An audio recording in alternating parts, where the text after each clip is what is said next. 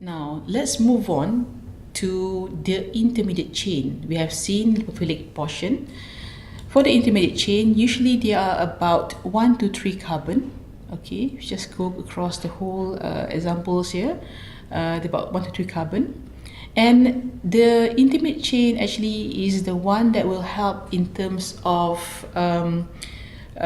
prolong or a longer duration of action, because when you have branching of amide functionality, it will help to hinder the incoming esterases or the amidases that usually is we actually naturally have it in our body. It will help to hinder the approach of esterases or amidases. Therefore, this amide, for example, having this as well on the side here, will help to increase the duration of action of a particular LA.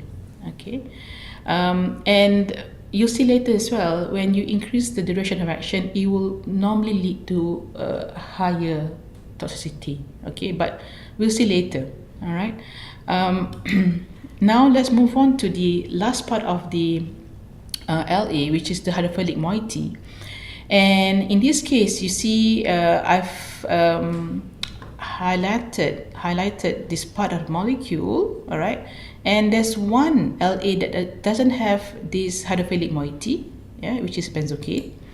So most of it would actually have hydrophilic moiety, yeah, that is usually a tertiary alkyl amine, yeah.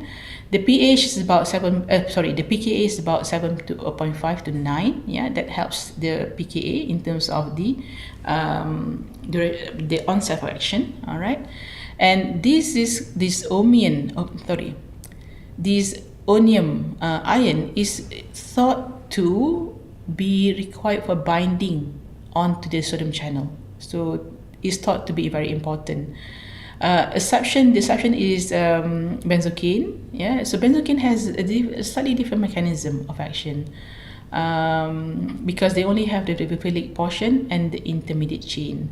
So in this case, I think benzocaine would act onto the extracellular part of the sodium channel, I think. Yeah. But anyway, so as mentioned earlier, that the more rapid onset LA would have lower toxicity, and they are normally would also have a higher lipid solubility and higher pKa. Let's just go on to the next one. So here, in this case, you have a short duration of action, and you have the medium, the intermediate one, and also have the long one. Yeah. And this depends on the pKa of each of these and also the protein binding.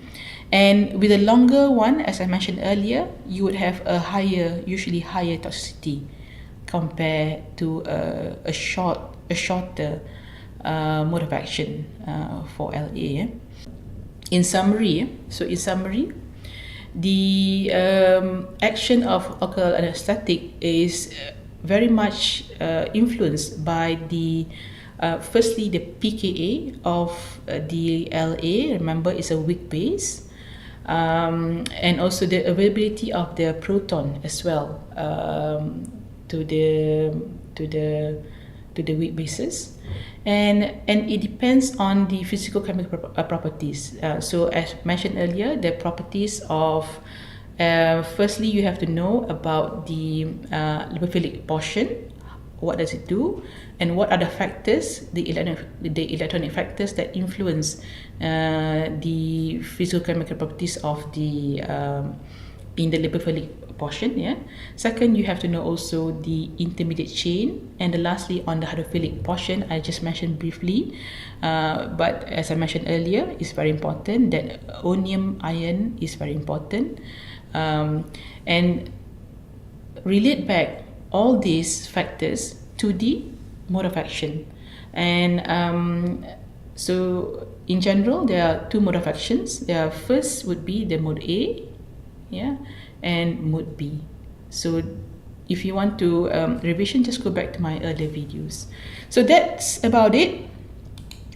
That's the end of module F. So I'll see you in class then.